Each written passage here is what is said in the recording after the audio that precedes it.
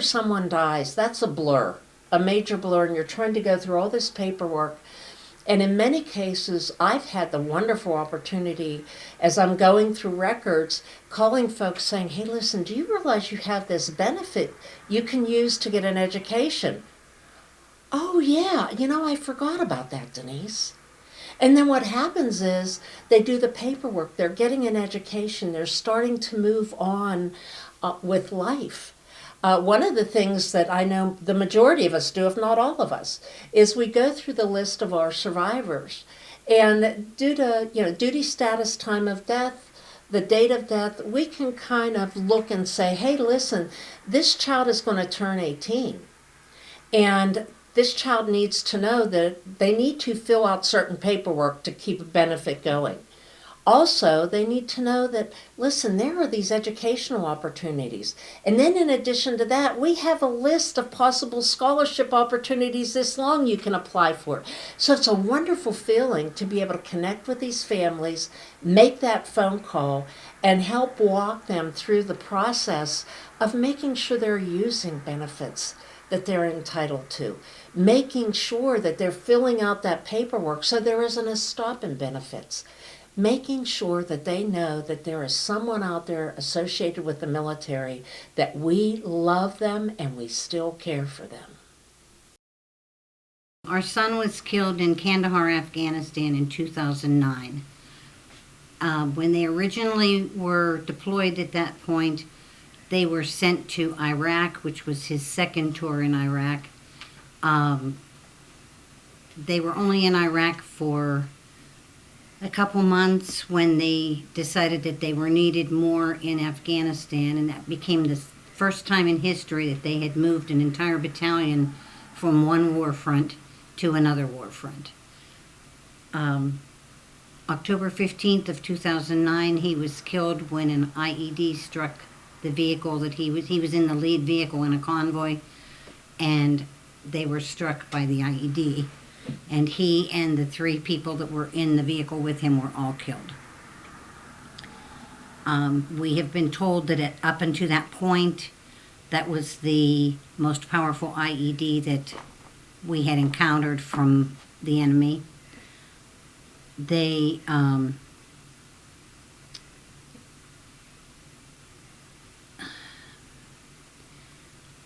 actually weren't even supposed to be where they were that day. His unit was sent out in the morning from their outpost.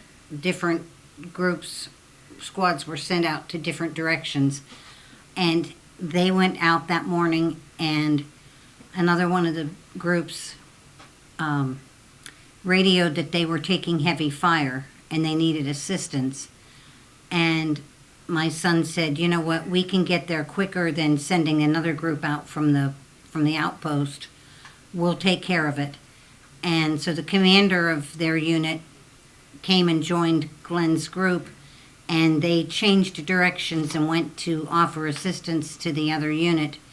Unfortunately, they never got there because they hit the IED on a road that up until that point they all thought was a safe section of road because they hadn't had any problems there. But so the commander was right there. He was further back in the convoy, but my son, as the staff sergeant, was leading that convoy, and their vehicle was literally picked up in the air and thrown, and it flipped over several times and landed several hundred yards away in a field. And because the soldier that was in the vehicle right behind his said, 1 minute he was there, he said, I blinked and they were gone. And he said, I'm like, where'd they go? Where'd they go? And about that time it hit the ground several hundred yards away in the field. So of course the group stopped and everybody went to see what, if they could render aid. But all 4 of them were KIA at that point. Glen had served, Glen was 34 when he was killed. He had served for 14 years in the military. He had done 2 tours in Korea, 2 one-year terms, stays in Korea.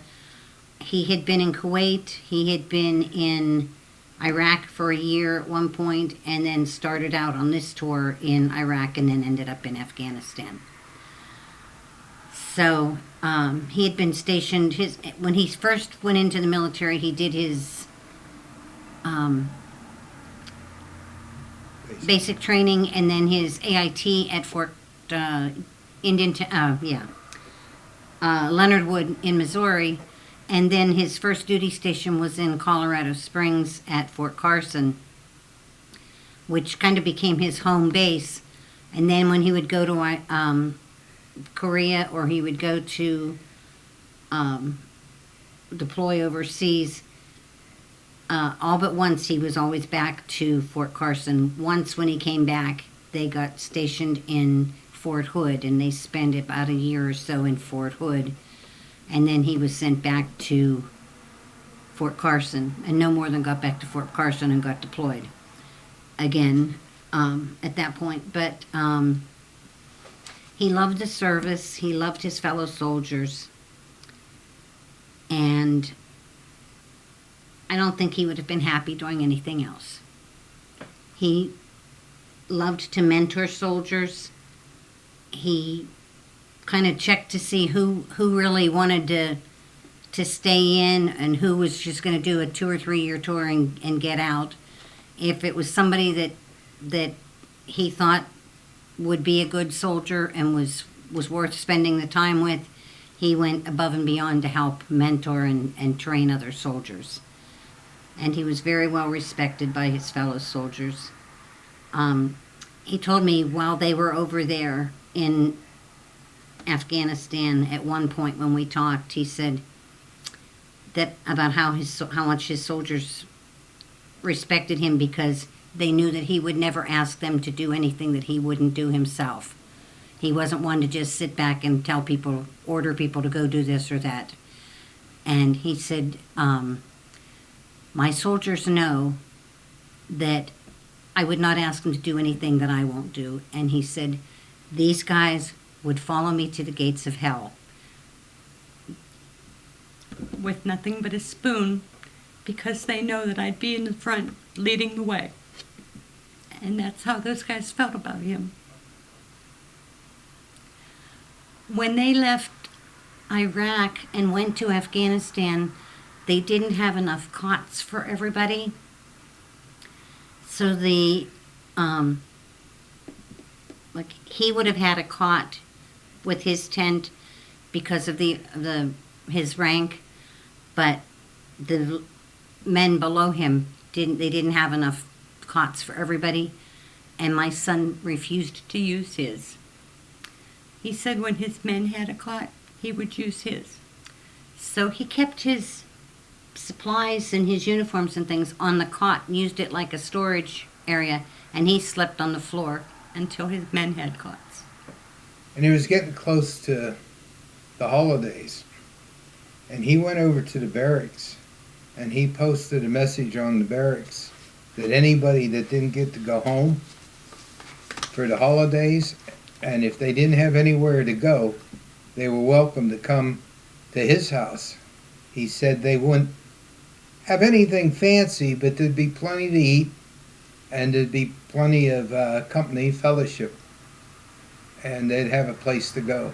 And he posted that on the barracks bulletin board for anybody in that barracks, or anybody in general that didn't have a place to go, when he was living on base at the time, and he and his wife and his family, and they were welcome to come to his place. So his house was open on the holidays, and it became a tradition that people were welcome at his house. Soldiers were welcome, and not just necessarily on the holidays. In the summer, on the weekend, he'd have cookouts and he'd have people in. And you'd think with all those soldiers around that his boys would know a few choice swear words, but they probably knew them, but they didn't use them. His boys didn't swear, because he said, well, Dad don't like it. But I'm sure he knew a few words himself. But, and then when Jan was saying about the bomb, the IED that killed him, was told that they tunneled underneath the road. And they filled that with over 2,000. Sergeant Robinson, who was a friend of his, who was in the following vehicle behind him, said there was over 2,000 pounds of explosives that was put underneath the road. That's why that when the vehicle was, when the explosion went off, the vehicle went up. The one soldier that was sitting behind the driver and where my son was sitting, he was partially vaporized. And so it was a very bad explosion. He liked to take care of his soldiers, and if there was a problem with soldiers, they ended up working their way the 3rd platoon, and the colonel had said that if anybody could get them straightened out, it would have been him. It would have been Stivey. And he liked to mentor soldiers and get them straightened and try to keep them in, because he had had a few rough times when he first got in the service. And going off his experiences, he liked to try to take care of his men. And he used to have a thing, he used to kind of get a sheepish grin. They get a new lieutenant, and he said it'd be right out of either ROTC or college, or even maybe one of the academies, but they would have maybe 1 or 2 little ribbons on their chest, and he said they would puff their chest up and put it out like they had some big medals there. But he said that he always tried to help them too. And the one time that my younger son, my middle son, went out to spend some time with his brother, Glenn took him into the base, and Billy walked over and he set himself down at the lieutenant's desk. And the young lieutenant come in, and he was looking around, and there was Billy sitting at his desk, and he's kind of fiddling around, and he looked at the one sergeant. He said something to him, and he said, well, that's Sarge's brother. And he sort of just fiddled. He just didn't just go over and tell the boy, well, get up and move. So when Glenn came in, he looked around, saw the lieutenant standing there like he didn't know what to do, and saw Billy sitting at the desk like he was King Tut. He walked over and told Billy to get up and give the lieutenant back his desk. So then after he did that, then everybody was happy. But he always had good stories to tell. I mean, he was a much better teller. He could tell a story much better than I could. But he always liked to take care of his men, his soldiers. Well, he knew what it was like when he was in the barracks before he was married, and it was Thanksgiving, or usually for Christmas he could be home, but if it was Thanksgiving or Memorial Day or this holiday or that holiday, he knew what it was like to be that far away from home and not have anybody to do any, to socialize with or celebrate with. So he always made it a point. His poor wife got to the point where Thanksgivings, Erin cooked 2 turkeys and whatever else she made, but there were always 2 turkeys because they always had a house full. Well, his guys under his command called him Papa Sty, and they called Erin, his wife, Mama Sty, because he treated them like his kids. Erin one time said, "You treat your kids like your soldiers, and your soldiers like your kids." So he always kind of felt that, took that as a compliment. And he used to like to take care of them, and but he seemed to be well liked amongst the men, officers, and soldiers. When we went out for a memorial service at Carson, after the rest of the unit got back, we spent some time with Colonel Landers, who was his commander, and he seemed to have nothing but good things to say about him. And then when we had we have a interchange on Route 22. We live in Blairsville, Pennsylvania, and Route 22 and Route 119, which are two of the major highways in our state, intersect right outside our town. And we have the interchange is named after our son. And when we planned the dedication ceremony for the signs going up, Colonel Landers and his wife came to be there, and Colonel Landers spoke. We had several other military people that came that spoke. We had our VFW people, local VFW people that were very helpful in us getting our plan up and running for our ceremony. And all the local politicians and everything. We had over 300 people show up on a Memorial Day weekend for the dedication of the signs going up for our son's interchange. And actually the local community band was there and played music for us, and we had an honor guard. When Glenn was killed, there was rumor that that group that Westboro Baptist Church was supposed to protest at his funeral. So we had a very big presence of Patriot Guard riders there. That the day we had viewing, it snowed. And I remember going to the funeral home, and these people were all lined up outside the funeral home, standing there at attention with the big snowflakes coming down. And the day of his funeral, when we came up, you wind your way up through this cemetery right there outside of Colorado Springs, and the Patriot Guard riders were there, and there was one of them that stood as we came around a turn with a big piece of poster board, and in great big letters said, "Thank you." We went to Fort Carson because they had set up one of those Video calls. The video calls, and at a certain time, went in and got to see him and talk to him.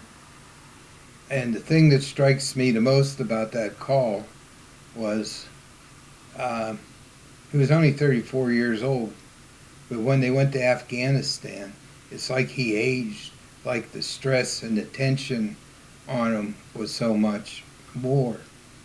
And when we got up to leave, because they only gave you so many minutes, they had it scheduled for the different groups that would get in to speak.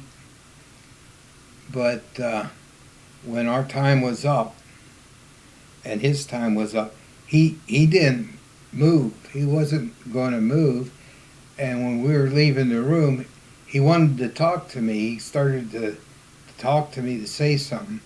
But the girl that was in charge of our side, she said, "You got to come on, your time's up." Well, then they cut the camera, the feed. But he just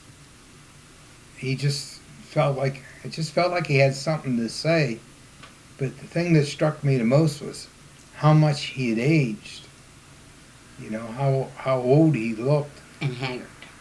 And tired. And the different, like, there's two different wars they were fighting. You know, the one war seemed to be pretty much contained.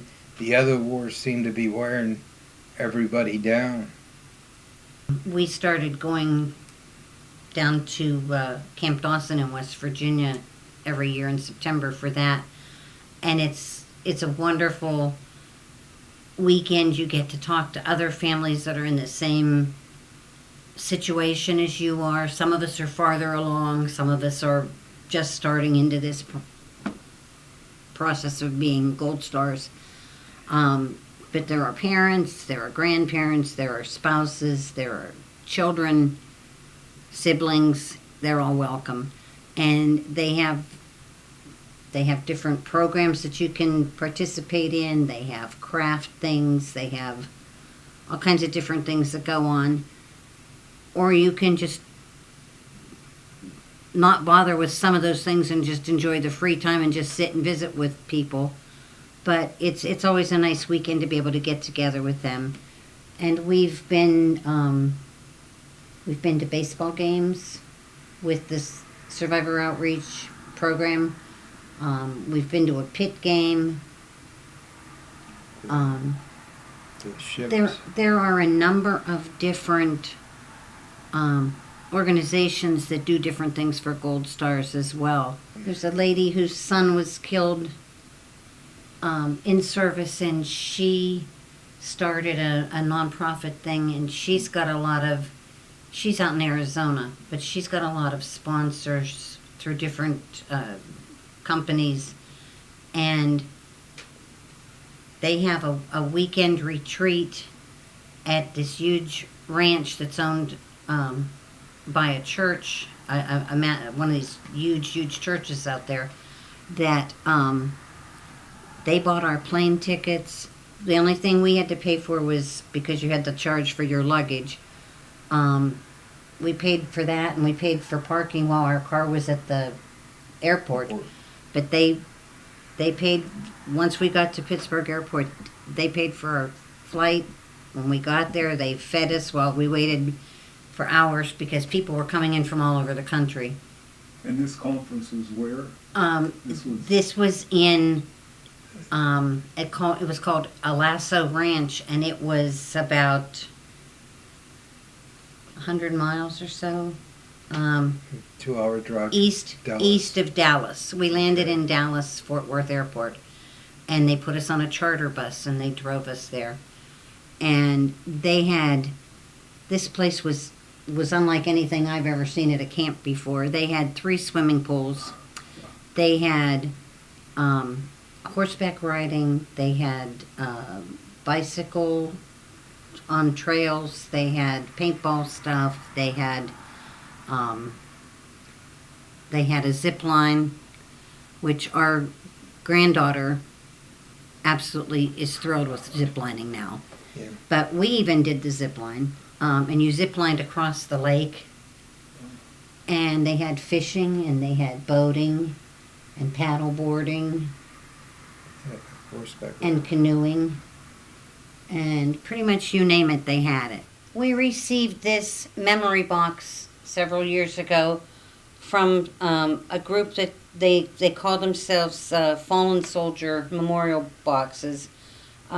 This is a young man who enjoys woodworking, and he and his mother were doing pretty much running this all on their own at the time. I don't know if they have gotten any help with this since then or not, but he hand makes these memory boxes in solid cherry, and the detail in them, as you can see, it has our son's name.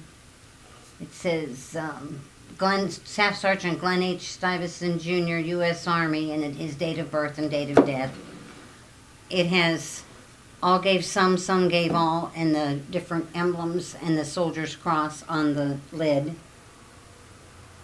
It has beautiful metal handles on either side, and it's just a memory box that is for you to keep whatever items you want to keep from your son. Each box came with a certificate of authenticity.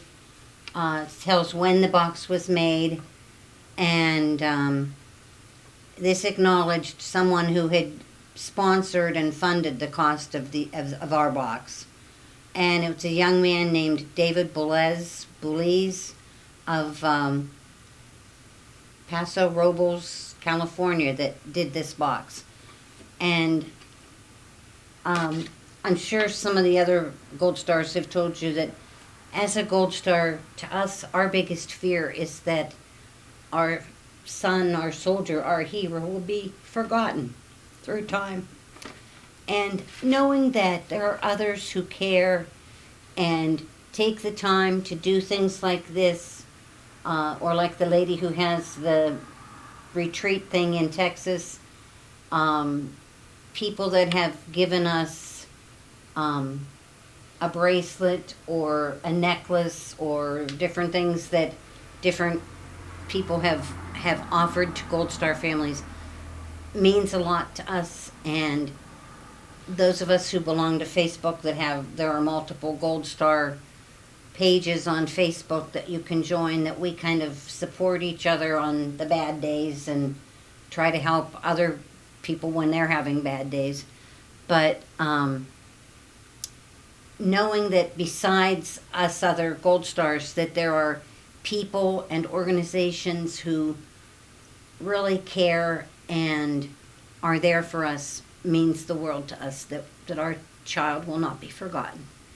To us, one of the big things that happened about that was where they named the interchange near our home after our son. So anybody who travels on Route 22 or on Route 119 through Indiana County will see, because there are 4 signs, one on either end of Route 22 and one on either end of 119, that anybody that drives by will see that this is the memorial interchange in honor of our son. And we've met people different places, and you introduce yourself and they say, well, I've heard that name before, or something comes up and we say, well, where did you travel from? And they say they come this way. And we say, well, did you see the sign for our son's interchange? And they'll say, that's where we heard that name. So I know we're not alone in this. Every other mother, Gold Star mother and father that I've talked to, it's like our biggest fear is that our child's service and sacrifice will be forgotten. And it means the world to be able to tell our story to people like you, to share in different activities with these people, to know that our child's sacrifice was not going to be forgotten. We are very sorry for any of the Gold Star families, any who lose their child or their spouse or their sibling, because it's not for the weak of heart. We've had people say, I don't know how you do it because you're so strong, I could never do it. The thing is, we're not given a choice. We're just put there. You can never imagine what it's like to get a knock on your door and have your whole world turned upside down in a heartbeat like that.